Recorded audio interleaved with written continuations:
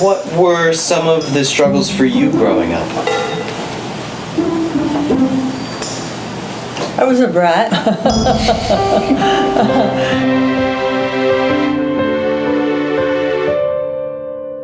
We were just hearing story time about the sugar house, because she was saying she spent a lot of time in the sugar house behind the painting.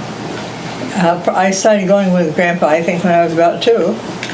And I had a cigar case, a little tin thing for my lunch, and he built a nap place for me beside the boiler. There, you would nap at and hang out at. Wow. Did you ever work in it, the sugar house, doing any sugaring? I never did any work. I watched my grandfather. It was a long day boiling. Very different from today, when it just takes a couple hours. Yeah. I gathered staff sometimes. I mean, I did. I went with the team when they gathered. My first recollection where they used oxen. I was about 6, I think, but Wow. they were using oxen. Then they used horses after that. Well, what is your earliest memory? My earliest memory is in New York. My grandmother had cousins that their parents had moved to New York, and they came back to find my grandmother. And so we crossed the lake, which we called the Big Pond, I think, at that time. I was 2 and a half, maybe 3, and they had a little boy they lost, and which they grieved for until they died. But he had this lovely little machine that you could put sand in, and I don't know. I spent a lot of time playing with that. That's my earliest memory that I think. That's great. What was your mother like? My mother. My mother was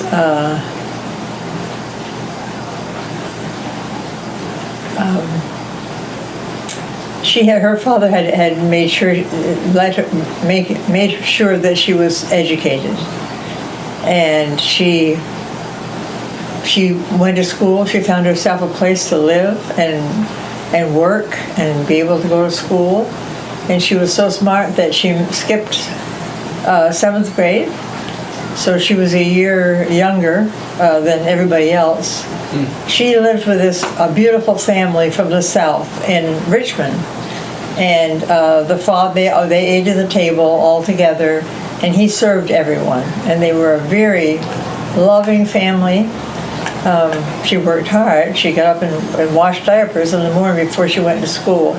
But they treated her like a daughter. And she went from their home to Johnson College, where it was Johnson Normal School then, where she learned to teach. And some of my earliest memories are going with her to the Locke School, like learning with the other kids. Even though I was younger, I was, of course, the one in school yet. Yep. Yeah. And one of those ladies is still a good friend today. Oh, great. Yeah. That's wonderful. Very nice. What was your father like? My father was a hard-working man. Yes, he was. He worked on the farm because they were very poor. They had mortgaged the farm for the oldest daughter to go to college. And so he worked on the farm, but he also did many things, like he had bees, sold the honey. He had a portable saw, and he would go from house to house sawing wood for people. Oh, wow. And when he came to Nicaragua to visit me, I found out that he wanted to be a doctor. We were in a home with a nurse that was older than my dad. I never had in my life, nor have I since, heard him talk the way he talked to her. It was I just kept my mouth shut and listened. And he told her that he had wanted to be a doctor, and there just wasn't any money for him to go at that point. So- Was it like an admiration that he was talking to her, or just like how he had wanted to do this and you just never heard him speak about that before? Yeah, he wasn't one to talk. Yeah. Not much. Yeah. No. But he was really passionate about being a doctor and just wasn't able Well, to. everybody was surprised when I came home and told them about the conversation. Wow. So, but he was, my dad was a representative. He first went to the legislature as a Democrat because they already had a Republican candidate, which was a very good thing because he met all those people and made friends with them, which in the last of his being in the Senate, a Democrat was his best friend. They both had the same ideas, Yeah. conservative ideas. Yep. Wow.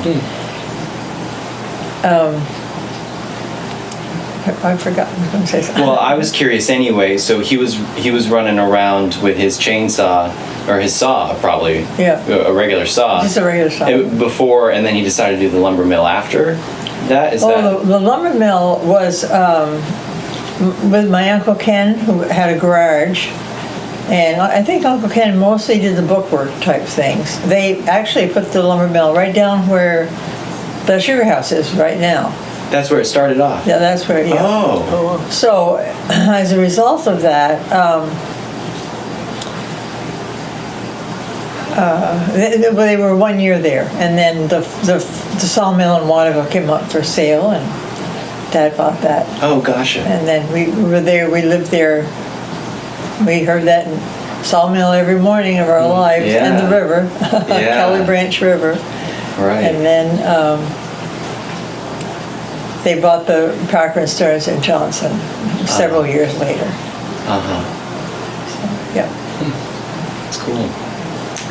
What were some of the struggles for you growing up? I was a brat.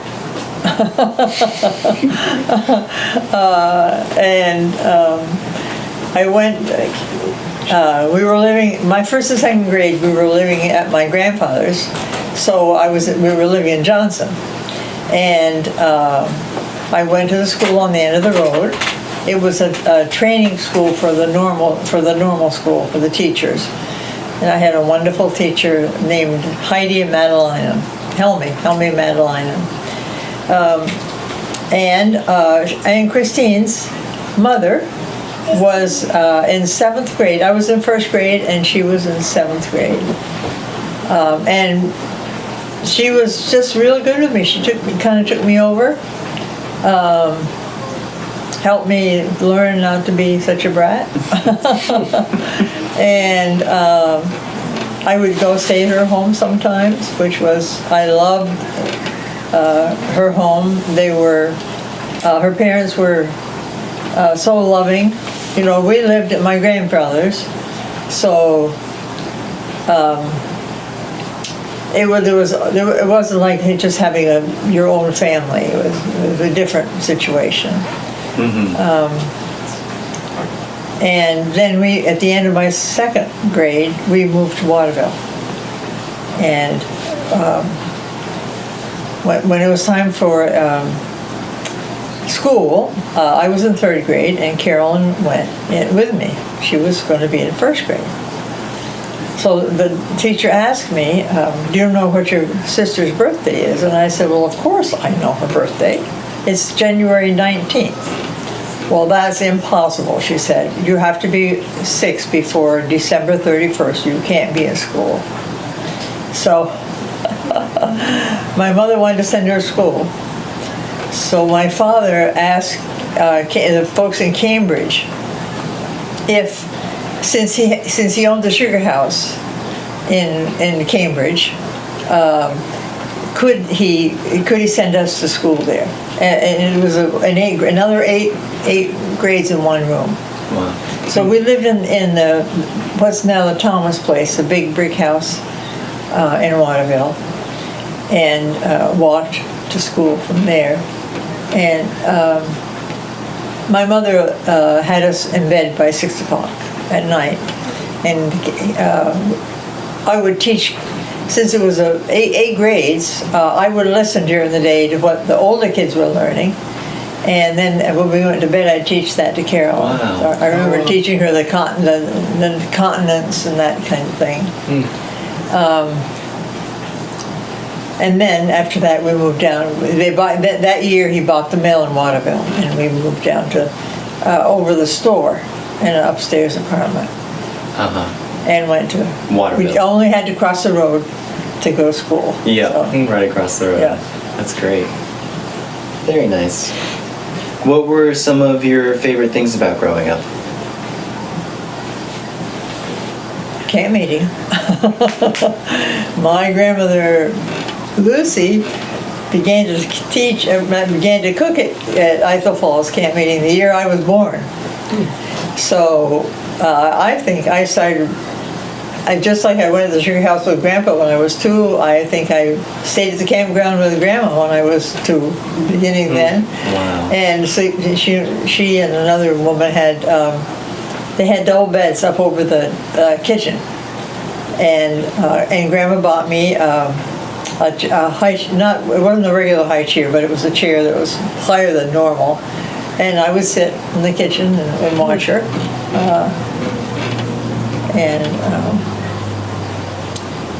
I was, I guess the most important thing about my childhood was when I turned 12, because then I could go to NYPS,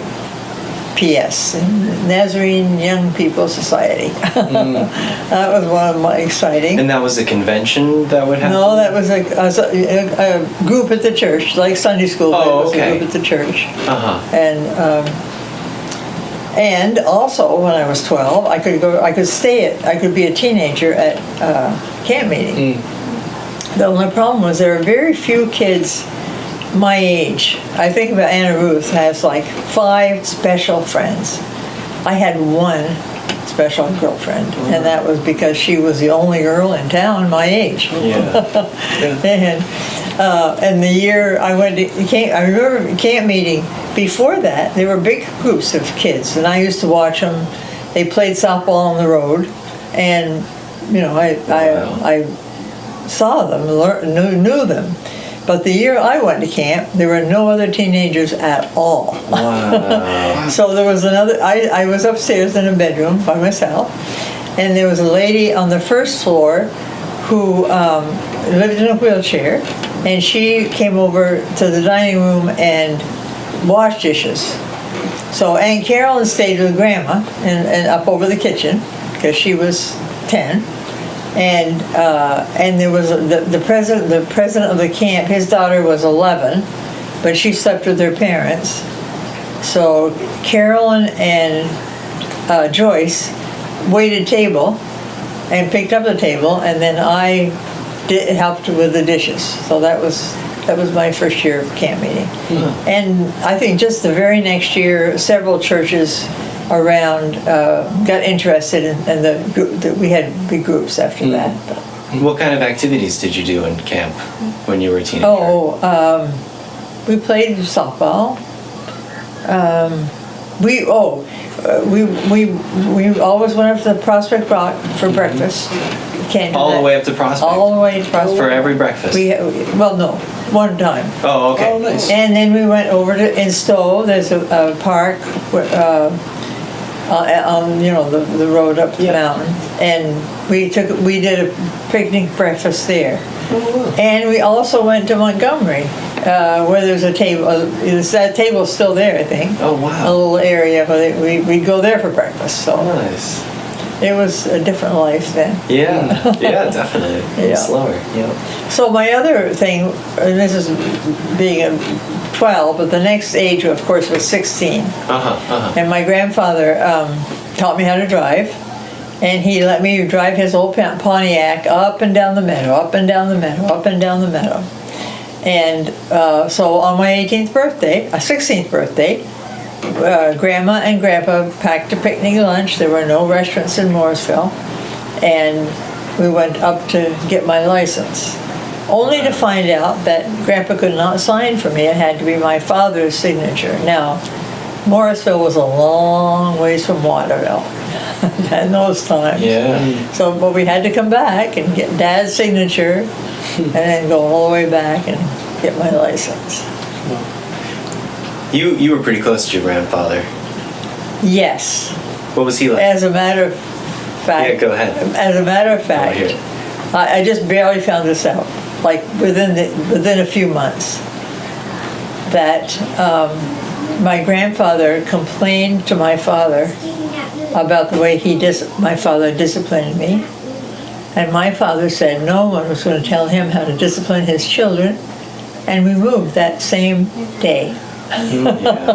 My grandmother cried, carried on. We should never see us again. We were going all the way to Waterville. Oh, dear. Anyway, yep. You sounded like a really special guy. What was his name again, your grandfather? Carol. Carol, that's Yep. right, Carol. CW. Yep. CW Manchester Yep. was what people wrote, but I think a lot of people did call him Carol. Yeah. My grandmother didn't know her name, thought her name was Kate. And when she turned 65 and went to find her Social Security, get this, her birth certificate for Social Security, found out her name was Catherine. Wow. And so my grandfather, can you believe this? Started calling her Catherine. What? Never called her Kate again. Wow. That's what she wanted. That's what she wanted. That's what he did. Wow. Because that was her name all along. Yeah. That's crazy. It's funny, yeah. That's really funny. Huh. What were your siblings like? My siblings? Your siblings. You could pick any. Carolyn was very sweet and always said, "Oh, don't say that, Meryl. Don't say that." She tried to get Do you really want to be slapped again? I was slapped every day of my life, but because I didn't know enough to get my mouth shut. Alan was Mama's favorite, I think. He was a lot like her dad, and her dad died when she was only 12. Oh, wow. So, Jean was always into mischief, always into trouble, and Dad always stood up for her. And then Rhoda was rather spoiled. But we thought she was beautiful. And then came George. Rhoda was 7, and George was born, and he was just the cutest thing. He loved to pose. He'd stand on the piano bench and for us to take pictures. I have dozens of pictures of George. So when Mama got pregnant for CJ, we felt bad because we knew we could never love another child as much as we loved George. Poor CJ. But as it turned out, we do love him. Yes. Yeah. And anyway. Yeah. You were the oldest. Yes. What was that like being the oldest? Especially back then. I don't. In our family, Carolyn was the boss, really. I think everybody followed what she said and went to her for advice. So everybody missed her when she passed so young. Yeah. How long ago was that now? When Carolyn passed away? She died in 2002. 22. 22 years. At 63. Wow. And you were very close to Aunt Carolyn. Yeah, she's my best friend. Yeah. Yeah. She loved me no matter. And Loretta and I both said that we would go to Carolyn before we went to the Lord, and he took that away from us. He took her first. We had to have to go to the Lord now. Yeah. What was the most rebellious thing you did when you were young? I really don't think I did anything rebellious. I don't know. Not that I can think of. Okay. I will say that I did try smoking, and one day in Sunday school, the teacher, and I don't remember who the teacher was, but the teacher said, "Have any of you tried smoking?" And Carolyn popped right up and said, I haven't, but Merilyn has. Well, she was looking out for the best for you. Oh, that's great. I mean, even there were things. I think my class went to a movie, and Dad said, "Why don't you go?" And I said, "No, I'm not. In our church we don't go to movies, and I'm not going to go." So, and I remember standing in line in Alaska for a perfectly good movie. I think that would have been fine to see. But as I'm standing in line, I'm thinking, and what if Jean finds out that I went to a movie and she thinks if I did it, it's okay for her to do it? So I stepped out of line. Because you wanted to be a good example. I didn't want to. And that was standard in the Nazarene church that you wouldn't go to movies? Right. Yeah. When, do you remember when that changed? Never changed for me. It never changed for you. To the cinema. Yeah. I have been a few times, but I'm not. Yeah. Wow. Just like you've never had a drop of alcohol. Tell me about the promise you made to never have a drop of alcohol in your life. What was that? Oh yes, my grandmother. Yes. My grandmother's father was an alcoholic. Mm-hmm. His wife died when my grandmother was 14. The baby had died the year she was 13. My mother didn't ever get out of bed, and it meant that my grandmother had to go down from school all the way down to the village, cook dinner for the family, beginning when she was in 7th and 8th grade. And her father, his grief was taken in alcohol. And she talked to us about alcohol, and I promised her I would never take a drink. Yep. I also promised a teacher friend in Alaska that if I ever did take a drink, because she said it should be a margarita, because that would just be hilarious if I drank a margarita. I said, well, y'all promised that. The one drink that if you do it would be a margarita? Yeah. That was the promise to the school teacher in Alaska, was that if you did, it would be a margarita. Right. That's hilarious. Right. I figured that was safe enough. Yeah, definitely. Yeah, I would say so. That is great. What are some of the biggest differences between when you grew up and now, just in life? Right. What are just some of the biggest ones that come to mind? Well, in school, we read a psalm and prayed to begin the day and said the Pledge of Allegiance. Stores were closed on Sundays. If people drank, they didn't let you see them. I remember my first job. I was 18, and I was in Burlington. It was I worked 7 days a week, and I went to they put me in one place, and they put the friend that was working with me was in their home, and I went down to their home and went in the front door, and noticed that the man was drinking a beer, and I panicked because I was sure he would be so embarrassed that I saw him drinking, which was turns out was the last thing in his mind. But as a result, I went out the back door, and instead of going down the steps, I went down a chute. Oh no! Made a big noise, and everybody had to come rescue me. No kidding. Yeah. Oh dear. Yeah. What was your marriage like? I married a wonderful man. He had a lot of patience. Once in a great while, it was a very long distance between them, but he would be sharp, but that was very, very rare. And I heard when he was sharp, people would pay attention because he wasn't sharp very often. I'd say so. Yep. We had a good marriage. We played a game every day. What game did you play the most? FaceTime? Well, I can't remember the name of a game, but it was one where you had 2 rows and you put They had little beads, and you put them. Moncala. Pardon? Moncala. Yeah. Didn't you play that on the beach with him somewhere? I think I remember Maybe, a I story. don't know. I remember maybe playing was a while that. back. We played. You played every day. You played a game. Yeah. Together. We played a lot. We played a lot. We had spells. We'd play one game for a long time, then we'd play another. Then you'd switch it up. Yeah, we loved to play games.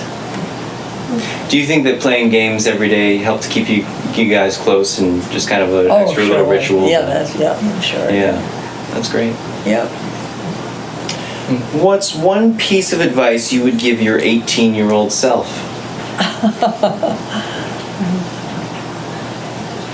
Don't worry so much about not having a boyfriend. Probably. Nice. What are you most proud of in life? My children, I guess. Other than your children, I have. Other than my children. What am I proud of? My grandchildren. Oh dear. I'm a very mediocre type person, you know. I don't think you are. I'm thinking of all the things I'm proud of you about. I mean, I think you're a humble person. There's a thing that says, master of none. A dilettante. Yes. Yeah. Something of all things, master of none. That's me. Jack of all trades. Jack of all trades. Yeah. The Jill of all trades again. Oh dear. What were your children like? My children were something else. Let's hear all about it. Well, we were old.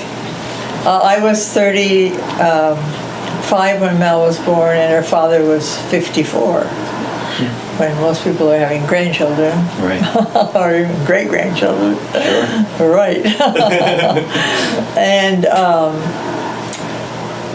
And they loved to pick on us. And originally we sat Morris on this end and me here, and the kids were opposite each other. And we finally had to put them kitty corner, so they weren't exactly directly across from each other, because they kept something going the whole meal. And then one of the children would always blame the other, and I would always believe the person that told me, and I would always spank the one who didn't deserve the spanking. Do you think there was one child that blamed the other more than the other, or do you think it evened out 50-50? No, it didn't even up. There was one particular child who blamed the other one a little bit more than the other child. There's a cameraman over there. Very nice. What is your favorite memory with your kids?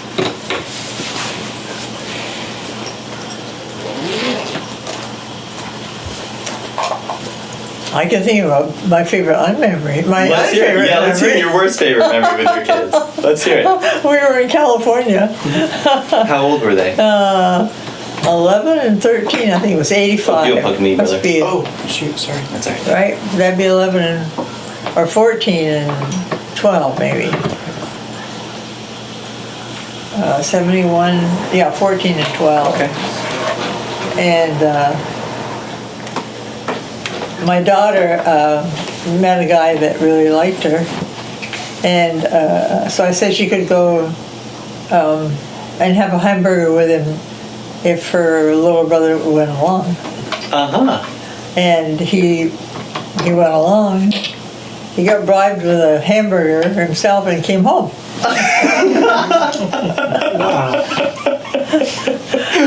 So my Aunt Marion was with us. She was sleeping in the same bedroom with us in the motel.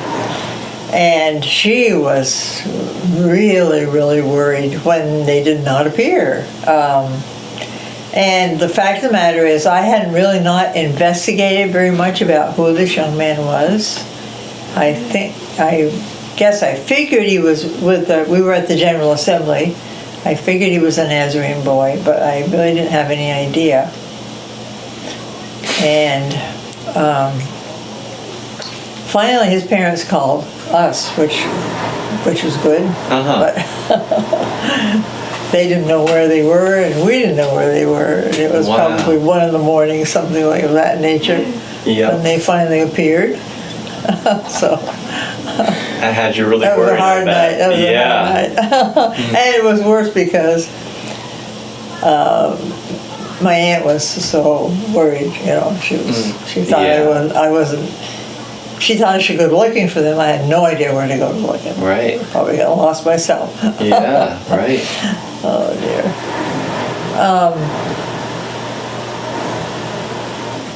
I don't know. We had a lot of good times. I think probably quizzing.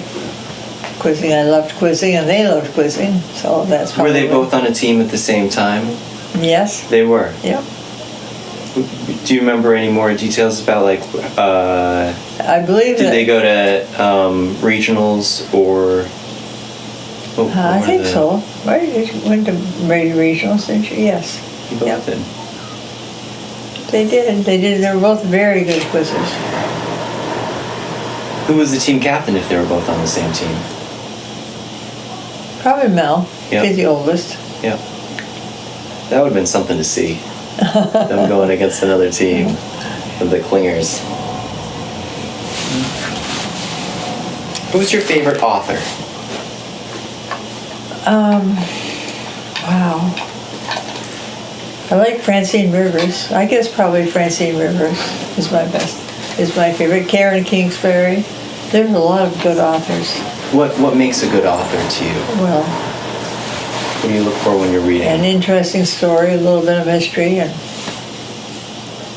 not boring. Yeah. Yeah, good writing. You were a English teacher, a Spanish teacher, A French teacher, a general math teacher. General math, I forgot about that one. And I think that's. Oh, I taught kindergarten music. Oh. I taught organ, a little pump organ in Nicaragua. I taught remedial Spanish in Nicaragua. What was your favorite thing to teach? Probably Spanish.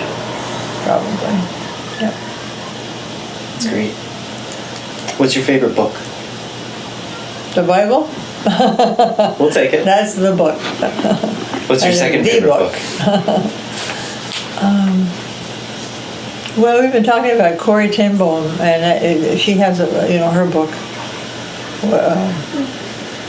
is a wonderful book too. Yes. And there are lots of good books. Who's your favorite artist? Well, I have a picture that he painted in here. I can't remember. He did the Reapers, I think, and he did another famous one in France. My mind does not recall these things. You have your phone. You're using your phone. We'll find it and put it up on the screen. Okay. If he made the Reapers one of his most famous paintings, yeah, we'll find it. I have a picture of it. Cool. Yeah, we'll find it. That's great. What's your favorite song? When We All Get to Heaven. That's what I thought it was. Where was your favorite place to travel? Probably Europe. What part of Europe? Well, we landed in England, went to Scotland, Netherlands, Germany. Germany was such a surprise for me. It's such a beautiful country, and I did not have good ideas about Germany because of the war. Mm-hmm. I was very surprised at what a beautiful country it was. I don't know and the highways and everything. I don't know that it was my favorite country, but it was certainly the biggest surprise of my life. Austria, Switzerland, Italy. Switzerland and Austria are beautiful, both of them. What do you remember about the war? I remember coupons, using coupons. I remember the day. The day the victory was announced. I was on Waterville, up by the brick house. I remember that.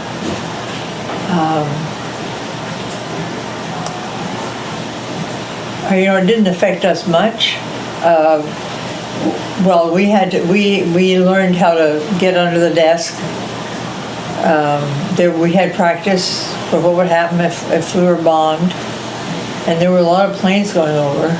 They actually had a base set up right up here in the northern part of Vermont.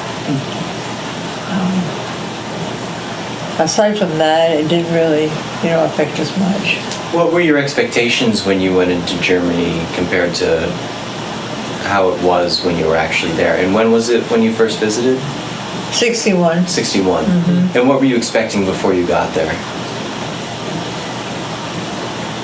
I don't know that I was expecting. I don't know.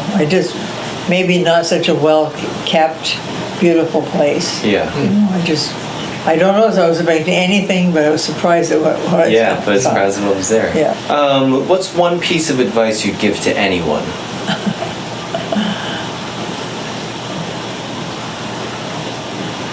Well,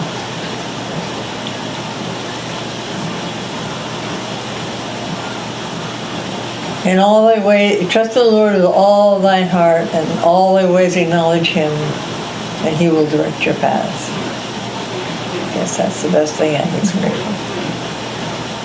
Well, before we get to the last couple of questions, I remember you were telling me about the women's pastors in the Nazarene Church as early as the 1930s, I think it was. What else about the Nazarene denomination is so special to you that you love it and you've been a member of the Nazarene Church for as long as you have? Well, we've always had Nazarene women. In fact, there were probably more women pastors at the beginning than men. When was the Nazarene Church founded again? 1908. 1908. Yeah. And there's been more women pastors than there have been men. Well, there were at least as many, I think, in the early days. Yeah. What else do you love about the Nazarene Church? Well, we're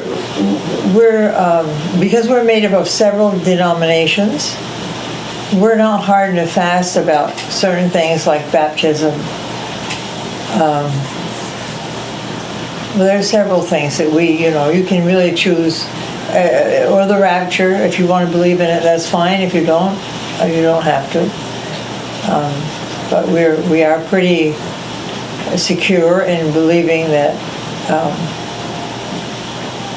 when we walk with the Lord and continue with Him and consecrate our whole beings to Him, that He makes us holy as well as He sanctifies us, cleans us right out, I guess.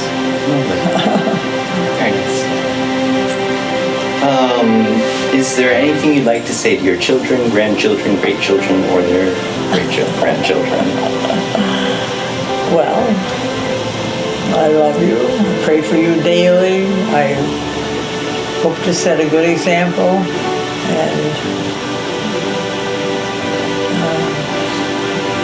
pray that you'll find God's best for your life, I guess.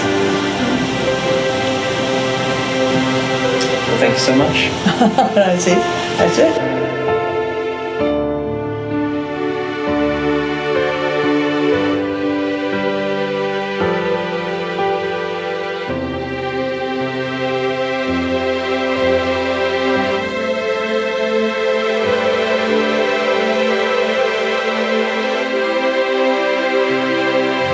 I could ask you 100 more, but we're 45 minutes in, so maybe I'll come back for a round 2 sometime. Oh.